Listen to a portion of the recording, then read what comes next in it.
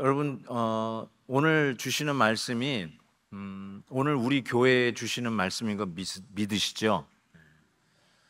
매일 큐티를 하고 에레미야서로 그날 나에게 우리 가정에 주시는 메시지를 우리가 받으면서 말씀이 조명하시는 그 길을 우리가 순종하며 따라가고, 또 매일 주일 강단에서 하나님이 우리 교회에 주시는 메시지에 우리가 귀를 기울이고 오늘 어떤 메시지를 우리 교회에 주시는가, 이런 마음으로 여러분이 마음의 문을 열고 들으신다고 믿습니다. 그런 의미에서 오늘 본문 말씀은 굉장히 좀 이 설교자 입장에서 좀 힘든 본문이라고 할 수 있을 것 같아요. 왜냐하면 에레미야가 눈물의 선지자, 정말 원치 않지만 하나님이 자꾸 이 말씀을 하라고 하니까 했던 우리 에레미야 선지자를 요즘 매마다 이 큐티를 하면서 접하고 있는데요. 좀 그런 심정이 이런 게 아니었을까, 이런 생각이 좀 들 정도입니다. 어쨌든 오늘 말씀은 지난주에 입다가 자기 딸을 정말 너무나도 형편없는 서원을 한 나머지 그 살아있는 딸을, 그것도 무남 동료, 그 딸을 번제로 태워 하나님 앞에 드렸다는 이 기가 막힌 사실 앞에서 이게 얼마나 영적으로 어두운 시대에 이런 일들이 벌어진 것이냐 하면서, 실은 우리도 옛날에 미개한 인간, 원시 민족이 돼가지고 그런 게 아니라 우리 이 시대에도 우리 커뮤니티 안에, 우리 믿는 교회 안에 이런 기가 막힌 일들이 일어나는 것을 얘기하면서 제가 영상을, 그 게이 목사 이야기를, 여러분 영상을 보여드렸던 것이 기억이 납니다. 어쨌든 암몬과의 전쟁을 치르면서 큰 승리를 얻었던 입다, 그에게 에브라임 부족이 시비를 거는 장면으로 오늘 12장 1절은 시작이 됩니다. 그러면서 뭐라고 이야기를 하냐면, 야, 너 전쟁 나갈 때 우리를 왜 안 데리고 갔냐? 왜 우리를 안 껴줬냐? 그러면서 이 불만을 토로하기 시작한 것입니다. 그런데 여러분, 이 이야기 어디서 들어본 것 같지 않습니까? 맞습니다. 기드온이 승리를 했을 때 기드온에게 와서 이 에브라임, 이 똑같은 부족이 똑같은 말을 했습니다. 왜 전쟁 나갈 때 우리를 부르지 않았냐라고 했던 것이죠. 그때 기드온이 아주 지혜롭게 그 위기를 넘깁니다. 사사기 8장의 그 내용인데요. 내가 이제 행한 일이 너희가 한 것에 비교되겠느냐? 에브라임의 끝물 포도가 아비에셀의 만물 포도보다 낫지 않냐라고 하면서 이곳으로 그들의 마음을 좀 다스립니다. 그러니까 전쟁 다 이겨놓을 때 에브라임이 끼어들어 가지고 전쟁의 어떤 이 공을 세운 것을 가지고, 우리는 아무리 최선을 다해도 당신들이 끝에 들어와서 한 공로에 비하면 아무것도 아닙니다, 이러면서 이제 넘어갔던 기억이 있습니다. 그런데 지금 입다에게 그 똑같은 시비를 거는 거예요. 사람이 잘 안 변한다고 그러잖아요. 딱 요때를 두고 하는 말이 아닐까. 정말 안 변하는 것 같아요. 항상 문제가 일어나면 그 사람이 그 자리에 있어요. 안 변해. 그런데 지금 잘못 시비를 걸었어요. 누구냐? 시비 건 사람이 입다였어요. 입다가 누구예요? 무남 동료가 죽었어요. 자기가 잘못 서원해서 바친 거지만 다른 것도 아니고 딸 하나 있었는데 그 딸을 태워 하나님 앞에 바친, 어떻게 보면 눈에 지금 불이 켜져 있어요. 누구 걸리기만 해봐, 내가 당장 요조를 내겠다. 날 건드리기만 해봐, 내가 가만 안 있을 거야. 아마 그러고 있었는데 진짜 이 에브라임 부족이 건드렸어요. 왜 우리 안 껴줬어? 그때 에브라임이 이렇게 대답을 합니다. 2절 보세요. 입다가 그들에게 이르되 나와 나의 백성이 암몬 자손과 크게 다툴 때에 내가 너희를 부르되, 불렀어요. 불렀는데 안 불렀다고 그러는 거예요. 부르되 너희가 나를 그들의 손에서 구원하지 아니한 거로 내가 너희의 구원치 아니하는 것을 보고 내 생명을 돌아보지 아니하고 건너가서 암몬 자손을 쳤더니 여호와께서 그들을 내 손에 붙이셨거늘 너희가 어찌하여 오늘날 내게 올라와서 나로 더불어 싸우고자 하느냐 하고, 완전히 거짓말을 한 거예요. 안 불렀다고 그랬는데 불렀다는 말이에요. 불러놓고는 다 이긴 거를 보고는 안 불렀다 하면서 그 승리의 그 전략물이라든지 거기 돌아오는 베니핏을 자기네도 좀 얻겠다고 숟갈 하나 얻는 제스처를 한 것이죠. 그러면서 거짓말을 한 것입니다. 어떻게 목숨 걸고 나가 싸운 입다와 그 부족을 향해서 격려는 못할 망정, 아니면 자기가 끼지 못한 건 미안해하고 조용히 있어야죠. 근데 자기의 수치를 가리기 위해서 거짓말을 하면서 왜 안 불렀어? 이렇게 하는 거죠. 몰라서 안 나갔어, 이러는 거죠. 거짓말이 거짓말을 낳는다고 또 다른 거짓말을 보세요. 4절에 에브라임이 이런 거짓말을 합니다. 에브라임의 말이 너희 길르앗 사람은 본래 에브라임에서 도망한 자로서 에브라임과 므낫세 중에 있다 하였습니다. 저는 이걸 보면서 너무 가슴이 좀 아팠는데요. 에브라임이 거짓말을 또 하면서 뭐라고 그러냐면, 너 길르앗 사람 입다, 너는 누구냐? 원래 본래 에브라임에서 나간 자도 아니고요, 도망한 자. You chicken, 너 겁쟁이 아니었냐? 너 도망간 자야. 거르마 나살라라 하고 지 잘 살기 위해서 나간 네가 지금 에브라임과 므낫세 중에 있다라고 이야기를 한 거예요.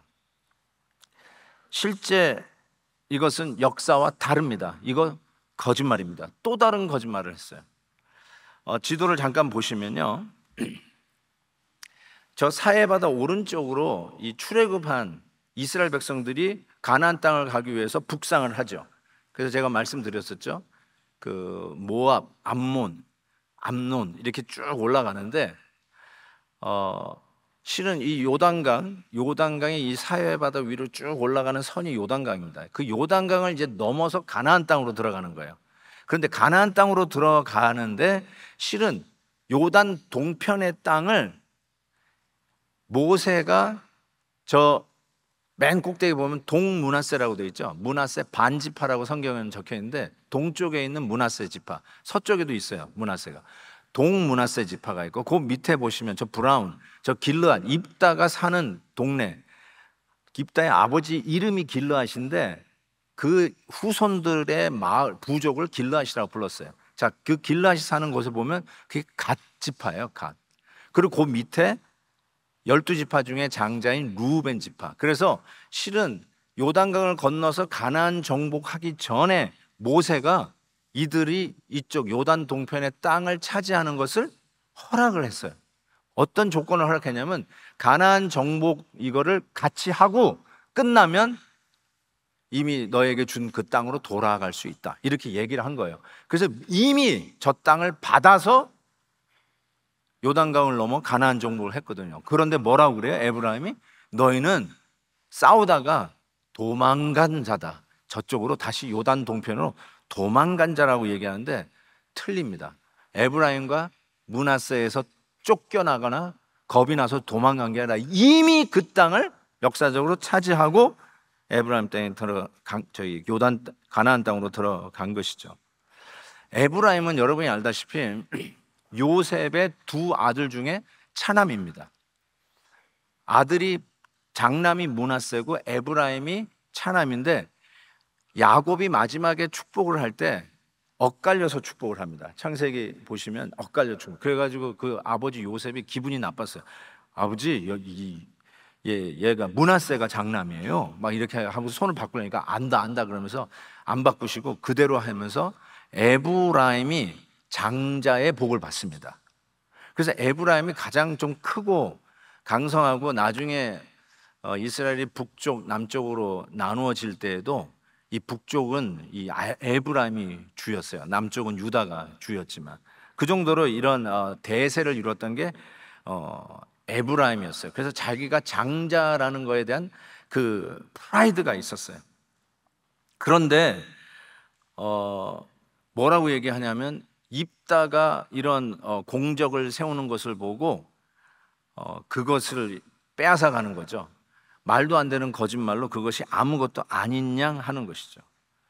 이 일에 입다가 너무너무나 화가 났어요. 그것도 자기를 모독하는 그 발언에 너무 화가 나가지고 결국은 그 요단강 나루터에서 에브라임 사람을 4만 2천 명을, 이거는 거의 살육 수준이죠, 처단을 합니다.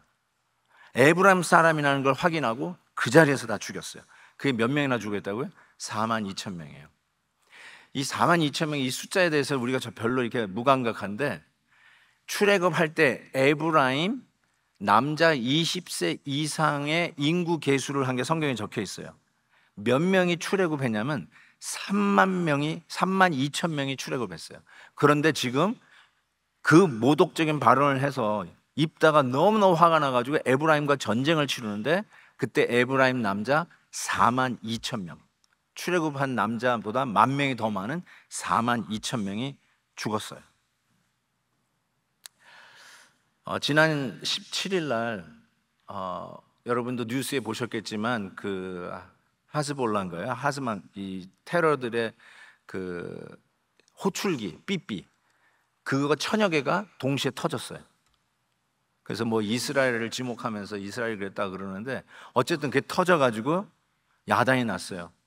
대서특필 돼가지고 막 뉴스마다 그 얘기가 나오는데, 그때 몇 명이 죽었는지 아십니까?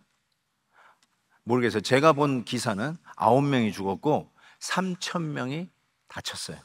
대단한 일이었어요. 야단 났어요. 그리고 나서 지금 뭐 또 이스라엘 쪽은 정말 전운이 점점 이게 더 짙어지고 더 험악해지는 것 같아서 너무 안타깝습니다. 자, 보세요. 이런 대단한 일로 인해서 죽은 사람이 9명이고 3,000명이 다쳤어요. 그런데 이런 모독적인 발언으로 너희들 우리에게서 도망간 인간이야, 뭘 잘난 척하고 있어, 뭐 이런 말 붙였겠죠. 그런데 입다가 지금 딸이 죽어가지고 지금 눈이 돌아간 사람인데, 거기다 그런 얘기를 하니까 안 되겠다 해가지고 자기 동족이에요. 지금 이방인들 블레셋 팔레스타인하고 싸우기 정신이 없는데 자기 동족, 형제 동족 에브라임을, 그 남자를 4만 2천 명을 죽였다니까요. 정말 놀라지 않는 여러분 보고 제가 너무나 놀라서 지금 더 이상 설교를 해야 되는지 모르겠습니다. 왜 이렇게 감각이 없어요? 아니, 삐삐 때문에 9명이 죽었다니까요. 수천 개가 터져가지고. 그런데 지금 4만 2천 명이 죽었다니까요. 이게 놀랄 놀자 아닙니까? 어떻게 이런 끔찍한 동족 상전, 우리끼리 서로 치고받고 죽이고 살상하는, 어떻게 이런 일들이 일어납니까? 이게 오늘 우리가 받아든 본문이에요. 이게 하나님이 우리 베델 교회에 오늘 성도들아 좀 들으라 하고 주시는 본문이에요. 그래서 마음에 무거움이 있어요. 제가 이게 도대체 우리 안에 무슨 적용점이 있을까, 이런 생각을 하면서 묵상을 하게 됩니다. 저는 이렇게 적용을 합니다. 지금 이 에브라임이 아주 못된 짓을 한 거 아니에요. 거짓말에 거짓말을 해서 목숨 걸고 나라를 살려낸 입다와 그 부족 길르앗을 아주 모독을 해버렸잖아요. 그런 에브라임의 죄가 혹시 우리 안에는 없을까? 그 죄 때문에 우리 공동체를 망하게 하는, 상처를 주는 일은 없을까? 이거를 묵상하는데, 에브라임이 우리 안에 이 에브라임의 죄가 어떤 죄가 있을까 생각하면서 첫 번째로 생각해 본 게 시기심이라고 하는 죄였어요. 시기심. 아시다시피 에브라임은 장자의 프라이드가 있었습니다. 그런데 갑자기 소식이 들립니다. 누가 나와가지고 나라를 살렸대. 누가? 알아보니까 저 길르앗의 아들 입다인데 적자도 아니고 기생에게서 난 아들이래. 이게 무슨 어디서 굴러먹은, 죄송합니다, 이런 표현을 우리가 자주 쓰니까, 어디서 굴러먹다가 들어온 게 나라를 살려? 웃기고 있네. 그리고 어디 지파야? 알고 보니까 그 아까 지도 보셨잖아요. 그 므낫세 그 근처 아니에요. 실은 지도로는 갓 지파고 성경학자는 루벤 지파래요. 제가 이걸 좀 계속 보는데 루벤 소속이었을 거다. 사는 거는 길르앗 쪽이었지만 어쨌든 므낫세가 가깝잖아요. 근데 므낫세가 누구예요? 족보로는 요셉의 두 아들 중에 형이지만 장자의 축복은 에브라임이 받았어요. 그러니까 이 므낫세는 질이 멸렬합니다. 그러니까 내가 장자지, 내가 장자권을 갖고 있지. 저 므낫세 보니까 그 므낫세 그 반지파 거기 소속 아니야? 거기서 온 친구가 뭐 어디서 굴러 들어왔다고 갑자기 뭐 사람들이 뭐 살려줬다고 박수를 치면서, 그러니까 뭐나 되는 척하고 있는 거 아니야? 화가 난 거예요. 내가 얻어야 할 박수와 갈채를 듣지도 못한, 그것도 기생의 아들이 그 공로를 얻고 있다고 생각하니까 화가 난 거죠. 그래서 오늘 본문이 실은 이렇게 시작했어요. 우리가 반드시 너와 네 집을 불사르리라. 어떻게 이렇게 혐오스럽고 이런 생존을 협박하는 말을 할 수 있었을까? 사람이 이 시기심을 가지면 그 상대를 이렇게 태워버리겠다, 불태워 죽이겠다, 이런 소리를 하는 것 같아요. 암몬 자손들 앞에서는 끽 소리도 못하고 벌벌 떨었던 그들, 실은 전쟁에 같이 나가자 할 때 끼지도 않았던, 겁내서 뒤서거니 했던 사람들이 이제 다 이겨놓으니까 숟갈 하나 얻는 심정으로, 아니 어떤 놈이 갑자기 이 공로를 얻는 거야? 라고 하면서 그놈 내가 불태워 주겠다, 우리가 있어야 할 자리에 왜 그가 있는 거야? 라고 하는 것이죠. 이 시기심은 저는 세 가지에서 왔다고 생각합니다. 첫 번째가 기득권, 장자권, 그 다음에 텃세입니다. 이것이 시기심의 원인이었어요. 그래서 갑자기 진짜 표현대로 어디서 굴러 들어온 돌인지 왜 있는 돌을 빼내냐, 이런 말이겠죠. 공동체에 이런 갈등이 있으면요, 그 공동체는 망하는 길이다, 이거를 우리에게 가르쳐 주는 것이 아닌가 싶어요. 혹시라도 우리에게 이런 기득권, 장자권, 텃세 이런 것이 있으면 그 죄를 우리가 회개해야 됩니다. 공동체가 이런 것을 끄집어내기 시작하는 순간 그 공동체는 와해되기 시작합니다. 공동체는 스스로 자멸의 길을 갈 수밖에 없는 것이 역사의 교훈입니다. 그거를 오늘 본문에서도 가르쳐 주는 것이죠. 은혜를 망각하게 되고 나의 어떤 이 기득권을 알아주지 못해서 갑자기 새로운 사람이 박수를 받는 것을 도저히 참아낼 수가 없는 것이죠. 저는 건강한 공동체의 상징은 다음 세대, 우리 다음 세대가 건강하게 일어나는 것으로 검증될 수 있다고 생각해요. 다음 세대가 일어나는 거예요. 정말로 이 다음 세대의 꿈이 없으면 다음 세대가 교회에서 사라지기 시작합니다. 그런 교회 오고 싶지도 않아요.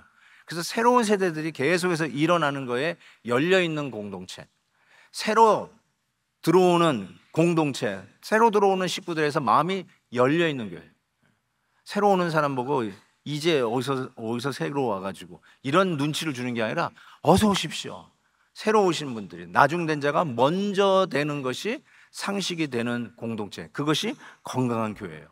오늘 그거를 이기지 못하고 자기네들의 기득권을 앞세웠던 에브라임은 정말 처참하게 그들에게 엄청난 피해가 오게 된 것을 보게 됩니다.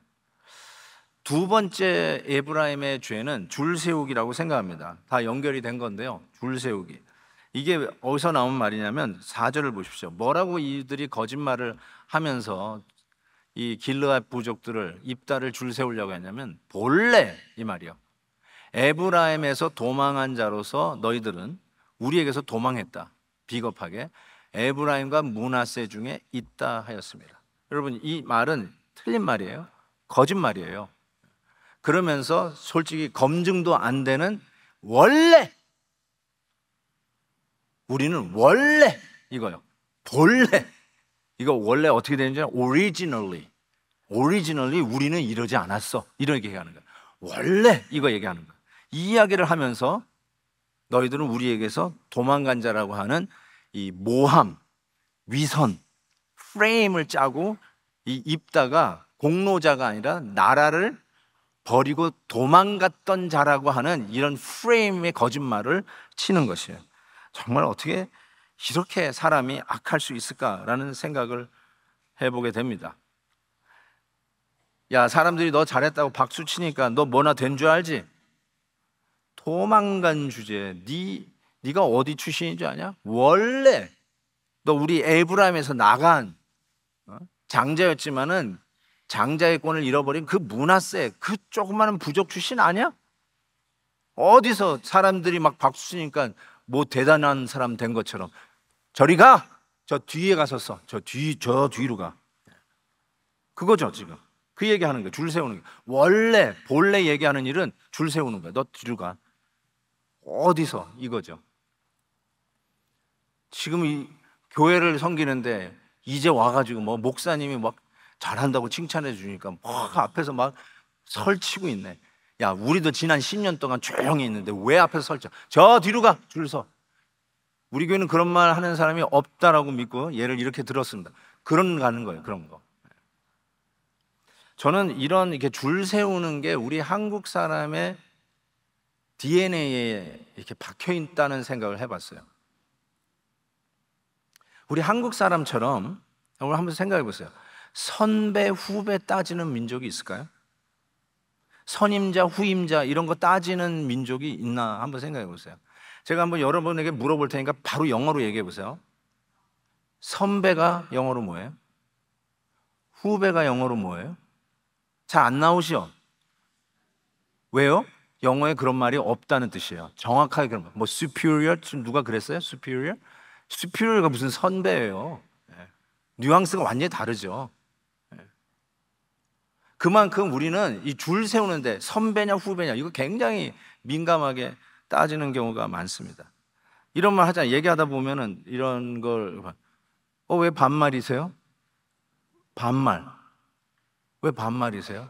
자, 반말도 영어로 뭐예요? Why are you talking to me? 반말. Does it make sense?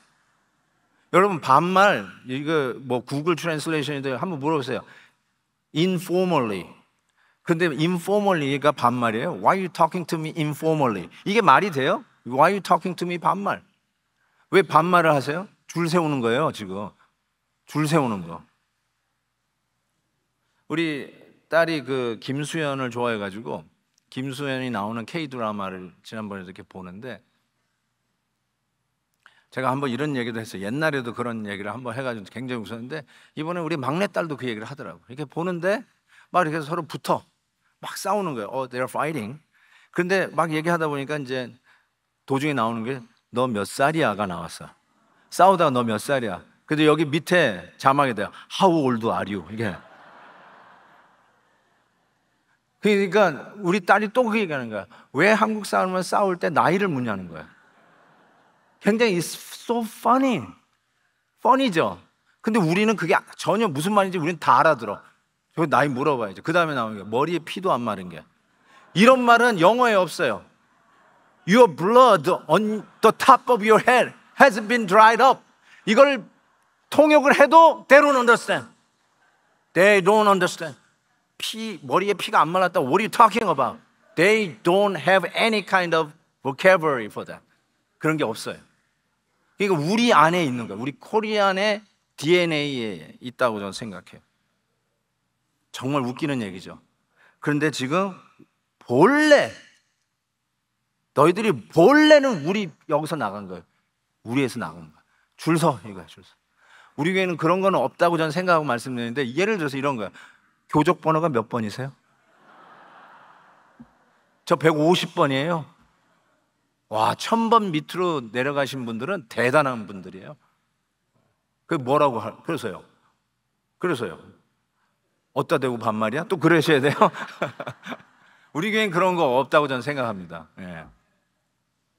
그러니까 이런 줄 세우는 이 죄가 에브라임의 죄였어요. 혹시 이런 죄 있나요, 우리에게? 나의 우선권. You know how many years I served this church? Do you know the history of this church? 본래 이 얘기. 그러면서 새로 오는 사람들에게 줄 서.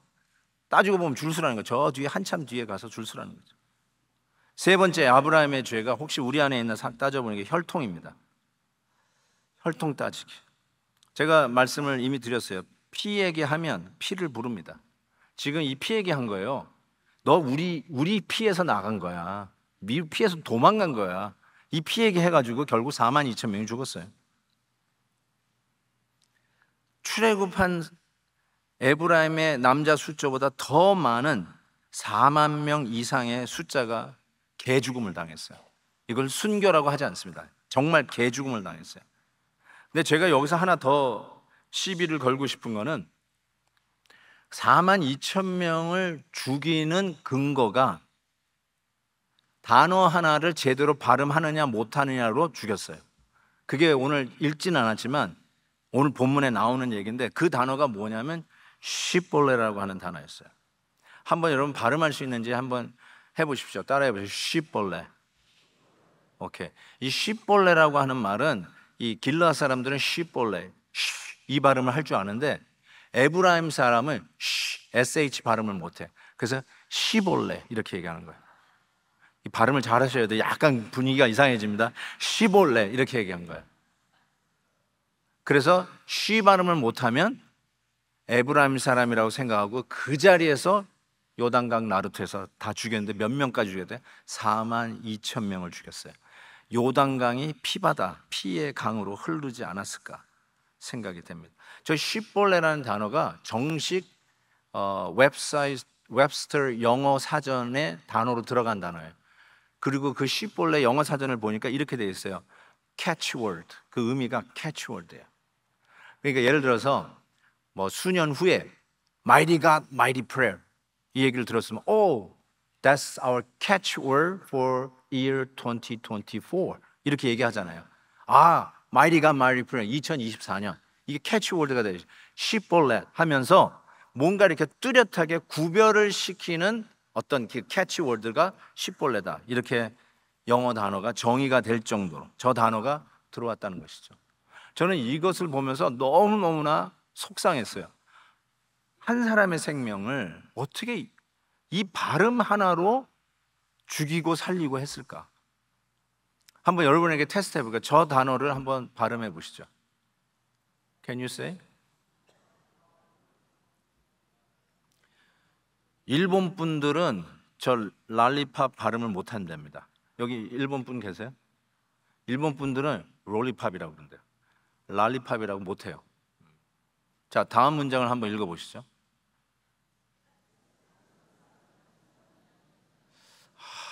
살이라고 그런 것 같은데 누가? 제가 듣기는 경상도 지역에서 자라신 분은 쌀이라고 발음을 못하고 살이라고 그런대요. 이번 살농사 풍년입니다 이렇게 얘기했는데, 자, 만약에 쌀이라고 발음 못하고 살이라고 했으면 죽는 거예요 그냥. 그래서 저는 이런 생각을 해봤어요. 일본 분 중에 랄리팝이라고 발음 못하는 사람이 있을까요? 있을걸요? 할 수 있는 분이 있을걸요? 자, 제가 여러분 경상도에서 자라셨는데 혹시 쌀이라고 이렇게 발음할 수 있는 분 계세요? 손 들어보세요. 하실 줄 아세요. 쌀이라고 하시네. 난 죽어도 쌀이 안 되고 살이라고 그런다.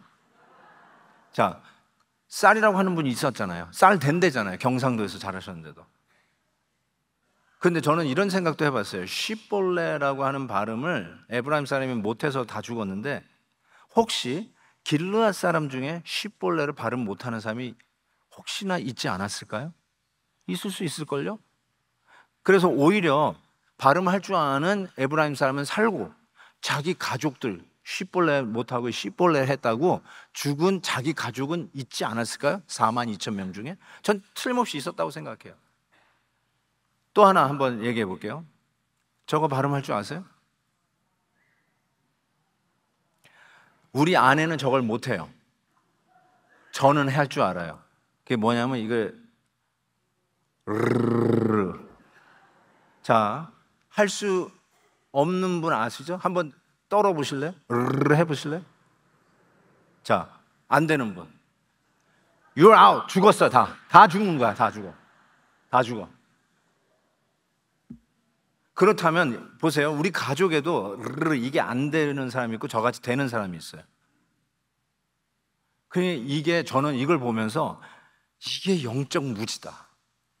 아니, 딸을 어떻게 하나님이 싫어하는 이 인신 제사를 드리는 이 일을 어떻게 입다가 하느냐라고 하면서 지난주 말씀을 드렸잖아요. 근데 지금 에브라임 잘한 거 하나도 없는데 그럼에도 불구하고 어떻게 발음 하나 제대로 못했다고 한두 명도 아니고 거기에 우리 가족도 틀림없이 빅팀이 있을 수 있고, 아니 저쪽에서는 그 발음을 하여서 풀려난 사람도 혹 있을 것 같아요. 4만 2천 명 중에.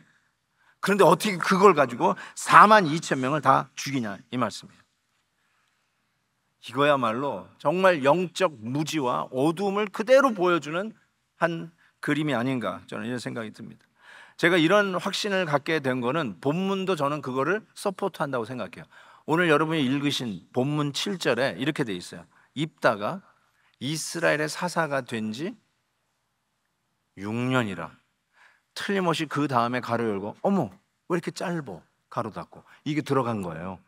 어머, 오래오래 나라를 지켜줬어야 되는데 6년 하다 가버렸네, 6년 하다 끝냈네. 그 뉘앙스가 너무 진하게 느껴지는 거죠. 잘못했다는 거예요. 잘못했다, 끝까지 못했다는 거예요. 그래서 입다하면 잘못된 서원으로 딸을 바친 사사, 그리고 너무나도 잘못된 판단으로 자기 종족을, 자기 사람들을, 우리 식구들을 42,000명이나 살상한 사사라는 기억이 남아요. 너무 아뿔싸요. 저의 은사라고 말씀드릴 수 있는 팀 켈러 목사님이 이 사사기 강해를 쓰셨는데, 그 부분이 굉장히 시사할 바가 있고, 제가 여기서 오늘 설교의 제목을 땄습니다. 한번 제가 좀 가로하는 본문에는 없는 거지만 제가 의역해서 설명하기, 이해하기 쉽게 좀 읽어드릴게요. 우리가 세상과 좋은 관계를 유지하려고 노력하는 만큼, 우리가 세상과 좋은 관계를 갖는 거예요. 예를 들어서 엊그제인가요? 우리 얼바인 경찰국에서 전화 왔어요. 요즘 이바이크가 너무 위험해서 그거를 좀 우리 네이버들에게 좀 이 세미나 같이 좀 하려고 했는데 우리 교회 시설을 빌리자고 그게 얘기가 왔어요. 그래서 어떻게 할까요 하고 물어오길래 저는 1초도 생각 안 하고 당장 허락했어요.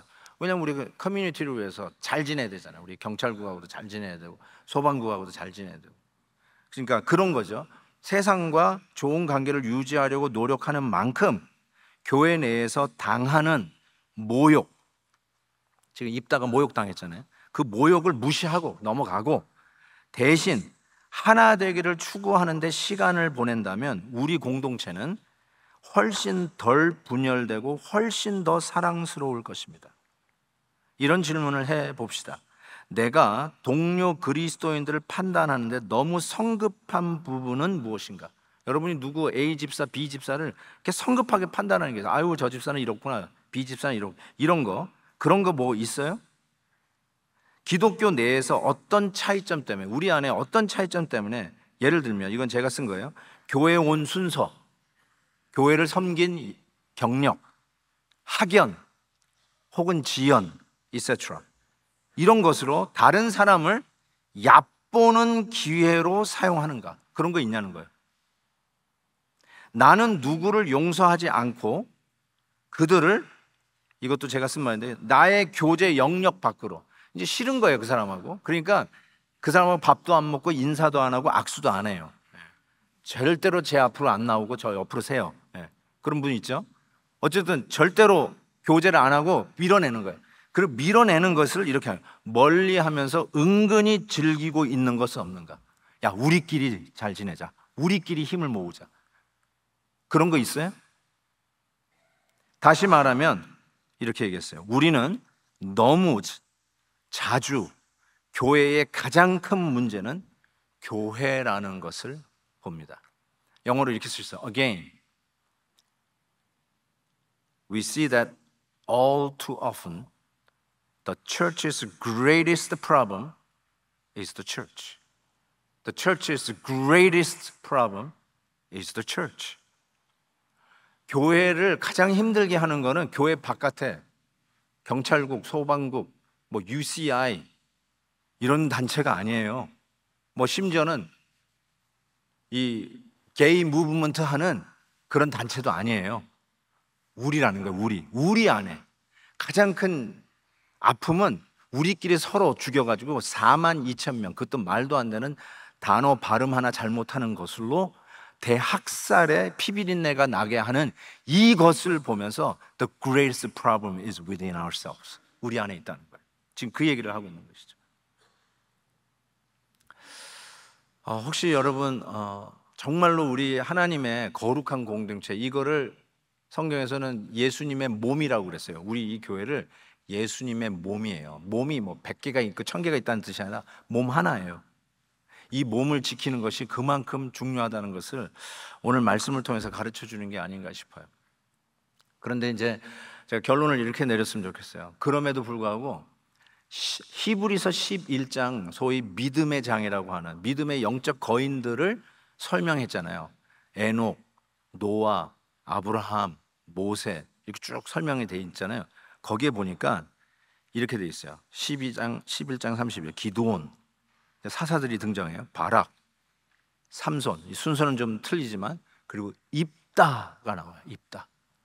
입다가 믿음의 이 거인들의 그 홀 오브 페임에 들어가 있어요.